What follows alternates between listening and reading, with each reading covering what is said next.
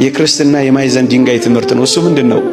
ከራስህ ይልቅ ባልንጀራ ካንተ ይልቅ እንዲሻል በትህትና ቁጠር።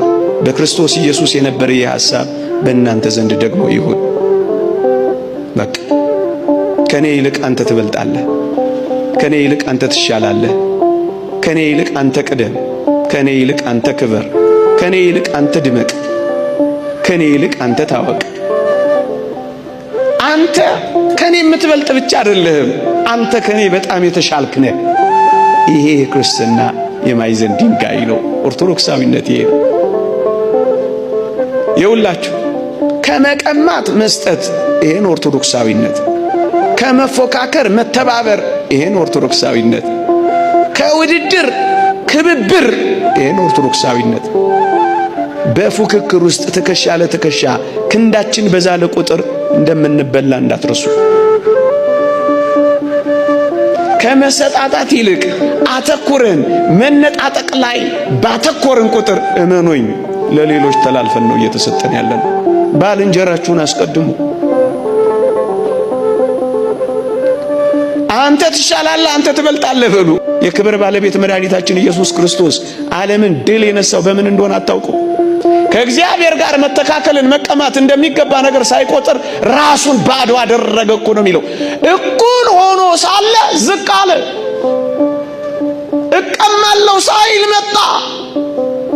ይወሰድብኛል ሳይል ሰው ሆነ። በክርስቶስ ዘንድ የነበረ ሐሳብ ማለት ይሄ ነው። እኩል ሆነ ሳለ ዝቅ በል። አስቀድመው፣ አስበልጠው፣ የተሻለ አድርገው። አያምንህም ያኔ። ዓለም ሰላም ለምን አልሆነችም ካላችሁኝ፣ ዋናው አጀንዳዋ እኔ በልጥ ፉክክር ውስጥ ስለገባች እኮ ነው።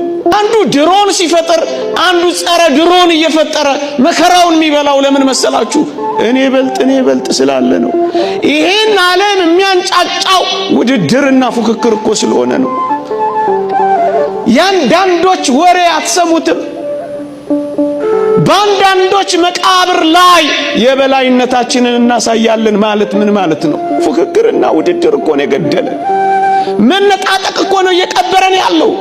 አብሮ መጥገብ እየተቻለ አብሮ ወደ መራብ ሄድ ነው። አብሮ ያው መሆን እየተቻለ አብሮ መሞት የጀመርነው እኮ ለዚህ ነው። ኦርቶዶክሳዊነት ግን ባልንጀራውን ያስቀድማል። ይህ ኦርቶዶክሳዊነት ነው። ይህ ሰላም ነው ወገኖቼ። አንተን ካስቀደምኩኝ አንተ ስትከብር ባይ አይከፋኝም፣ ምክንያቱም ትበልጠኛለህ። አንተ ብትንቀኝ እንኳን ቅር አይለኝም። ሰላማዊ ኑሮ መኖር ከፈለጋችሁ ወጣቶች እንደዚህ ኑሩ። በጌታችን ዘንድ ያለው ይህ ሐሳብ በእናንተ ልብ ካለ ሰላም ነው የምትሆኑት። ቢያመናጭቃችሁ፣ ቢንቃችሁ፣ ቢያጥላላችሁ፣ ቢበልጣ አትጨነቁ። በጣም ነው ደስ የሚላችሁ። ልታከብሩት ነው ትከሻውን የምትሸከሙት። የጎደለውን ነው የምትሞሉለት፣ ሽንቁሩን አይደለም የምታሰፉለት። ሲከሳ ነው የሚጨንቃችሁ፣ ሲገረጣ ነው የሚጠባችሁ። አትፎካከሩም፣ አትወዳደሩ። ቅዱስ ዮሐንስንና ቅዱስ ጴጥሮስን አላያችኋቸው? ጌታ ተነስቶ መቃብሩ ባዶ ሆኖ ማርያም መግደላዊት ነግራቸው ወደ መቃብሩ ሲገሰግሱ ምን እንዳደረጉ አላያችሁ? ያቅማቸውን ይሮጣሉ እንጂ እኮ አልተፎካከሩም። ምን ያፎካክራል? እግዚአብሔር በሰጠ ጸጋ አታገለግልም? ምን ያወዳድራል?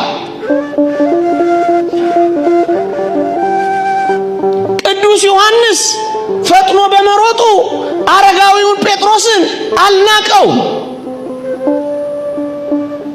ወጣቱ በመሮጡ አረጋዊው ቅዱስ ጴጥሮስ ደግሞ ቅናት አላበገነው። ክርስትና ማለት ይሄ ነው። ያቅማቸውን ይሰራሉ እንጂ አንዱ ከአንዱ